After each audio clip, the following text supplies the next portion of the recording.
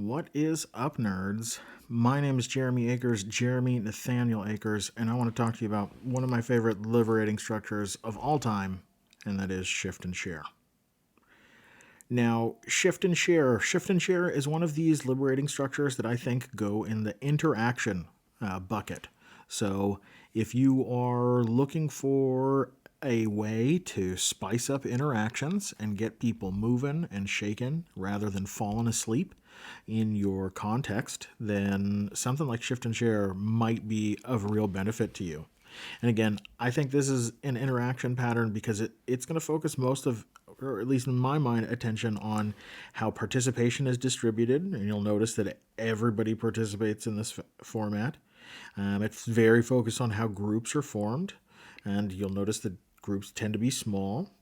And the way it sort of works with this set of steps over time, right? The symbol for shift and share, is this guy down here.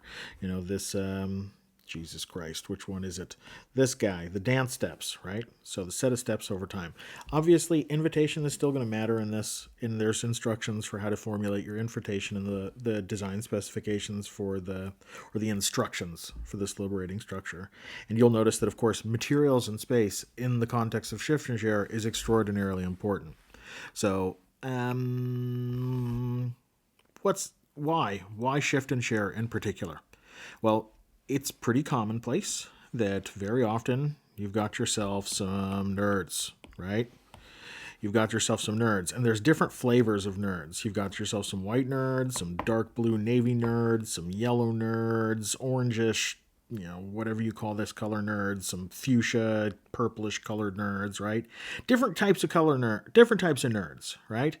And in this context, it just so happens that these nerds over here need to talk to these nerds about something, and these nerds need to talk to those nerds, and all these nerds need to talk to each other, basically, right? So what do you do? Very often when we say, well, when there's some information that these nerds hear that they need to send to everybody else, all these smaller nerds, then very often we find ourselves in this pattern where we take those big nerds, we put them inside the talk box, right? And we take those other nerds and we squish them all together inside the listen box. And, it's not uncommon for us to take an hour of talking at these nerds and listening from these nerds for someone to then drop the bomb of any questions, right? Any question shows up in this instance like a train wreck in most situations, right? If we get into this presentation mode, right? Of these guys talk and they listen, then when we ask the question, when we ask our first question, any questions, then people don't know what to do. They're in listening mode, and now you're in questioning mode, right? It takes some time to switch those gears, and this is awkward as well, right? How awkward is any questions?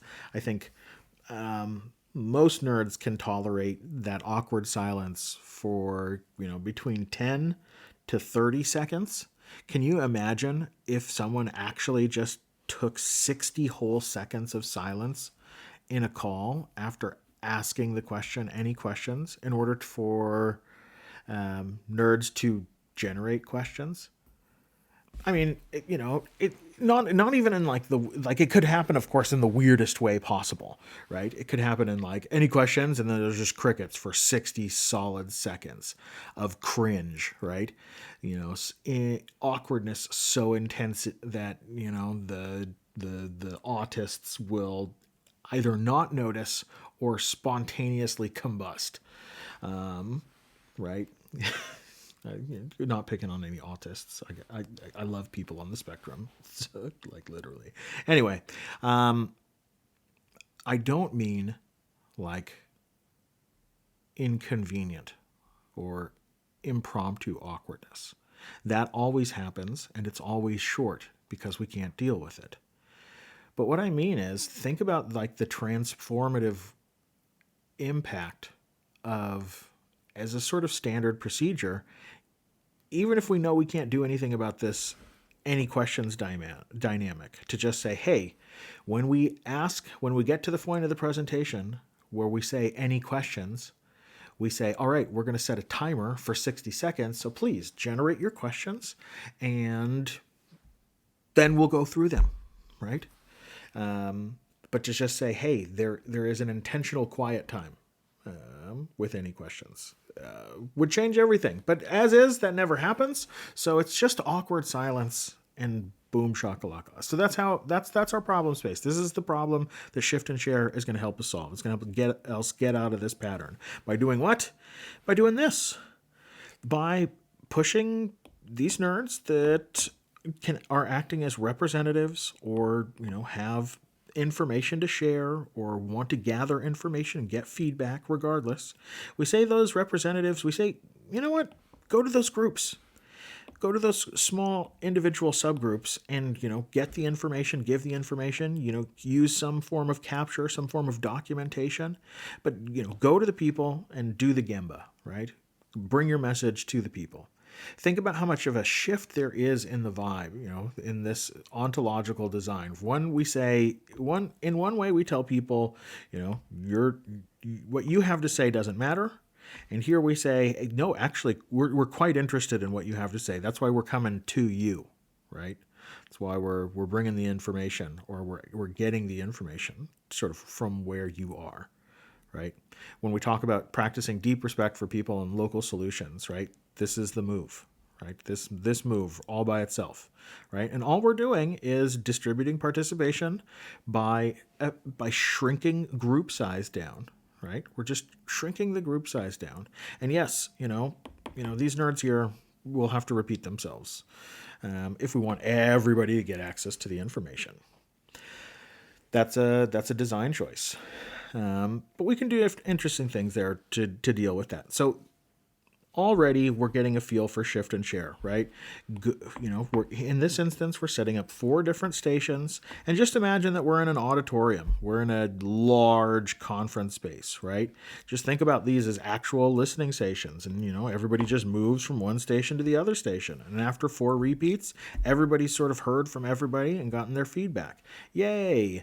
A normal time boundary of about an hour gets things done, gets a lot more interaction and way more exchange of information and ideas. So that's one way we can do it. We can send the information to we can send these representatives to either rotate, or we can send these groups to rotate around the representatives, whatever. Now I want to talk to you about one more shift and vibe that we can do with regards to Shift and Share. This one is a big one, but check it out. Boom shakalaka. Heterogeneous groups instead of homogeneous groups. Sorry for nerding out on you. I mean, like representative groups, right? Combined clusters with somebody from each subgroup. Think about the vibe shift just from this guy. Hey, we're getting information with these guys that I know, who I have some trust, some familiarity with. This nerd is entering our vibe. Our vibe is getting to interface with this vibe to suddenly, hey, who are these nerds actually? Who are these nerds? What do they know? I don't see them every day in the same way that I see these nerds, right? And, something interesting happens, right? If the vibe with these nerds is very strong, very great, awesome, high performing, very intimate, get shit done, honest, conflict, outputs, accountability, all of the things, right? Then great. But if that vibe is maybe, you want to see some different stuff, you want to hip check it. Boom, what happens? Now we're in new subgroups, right? Interesting things happen just as a bit of nerd point when we talk about social network stimulation, right? When we can create any opportunity we have to create informal relationships between these nerds that they don't see each other super every day like they do with their regular teams is a good vibe. And so, right, it's going to have a different atmosphere if we were to send these new constellations to go, talk to every, representative. But you'll notice that in this setup, something else becomes possible. We don't have to actually rotate the whole group to hear everything. We can actually just think about this as a journey of one individual group, right? We can think about, hey, this is the space where we're going to talk about blue stuff. You're the blue person on our team. So tell us about the stuff that you've got here and show us what's on this, go through this document, these notes with us and collect our information about this thing. And then, as we rotate into the next setting or the next context, hey, yellow nerd, we're going to talk about, this yellow sounds, I feel so horrible even saying yellow nerd, but, orange, like, what is this, umber? I don't know. It's an interesting color. Anyway, hey nerd, now that we're talking about your thing and your documentation, why don't you step up and tell us about your stuff, and we'll be the audience. We'll do some wise crowds for you here, even. And right, and so we can think about these nerds then rotating, right? That this is actually, instead of a different group over here. Yes, of course that's going to happen, but we can do this dynamism. Now, this only works traditionally in more artificial settings when you have, in this instance, 4 groups of 4, 5 groups of 5, 6 groups of 6, 7 groups of 7. But you'll notice in a lot of settings, that's actually pretty commonplace. If you think about pedagogy in schools, if you've got several different subgroups, right? Think about your summer camp, right? You get squatted up with this bunk. You got 8 bunks of 8 nerds, right? So it requires a more artificial, I think, environment to pull off this type of vibe, but they're also very frequently that you'll have, several teams, and you can reconstellate those teams into these types of dynamic things. You can allow choice, autonomy, agency, blah, blah, blah, but I think this is a good vibe. So effectively, that is the move that is shift and share. We're going to set up some listening stations, right? We're going to encourage nerds. We're going to set the stage. I should go through this the way I like. All right. We're going to spread info. That's the whole point behind our shift and share. That's our agenda point, is spread information. And our goal there is to really engage attention, get feedback, really mix it up, and exchange some ideas, information, and vibes generally. And so we're going to use this structure of shift and share because, like I said, it's going to help us, especially when we get into these types of constellations, it's going to help us to develop informal relationships. And it's those loose ties that enable a lot more throughput. Use elephant paths. That's all I'm saying. When elephant paths are the path, we've got a good vibe. Then we can pave that bitch. Anyway, so we're going to set up some small groups. In this instance, what we set up 4 listening stations. Time boundary is 10 minutes typically for each listening station, and that increases ad infinitum. So, of course, if you were going to do 6 different stations, then you would think about 60 minutes. And, of course, for the love of Christ, just because we are here in an interaction pattern, we do want to also pay attention to the inquiry, to the invitation that we offer, the question, the prompt that is driving this. We also want to pay attention to the artifact.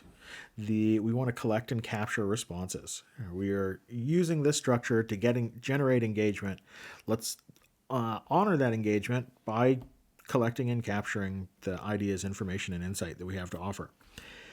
So once more, 4 stations. Our time boundaries look sort of like this. You've got yourself, 7 minutes to show and tell, talk about your thing, shtick it up, and sort of 2 minutes for your feedback, for your Q&A, and then of course collecting and capturing your responses.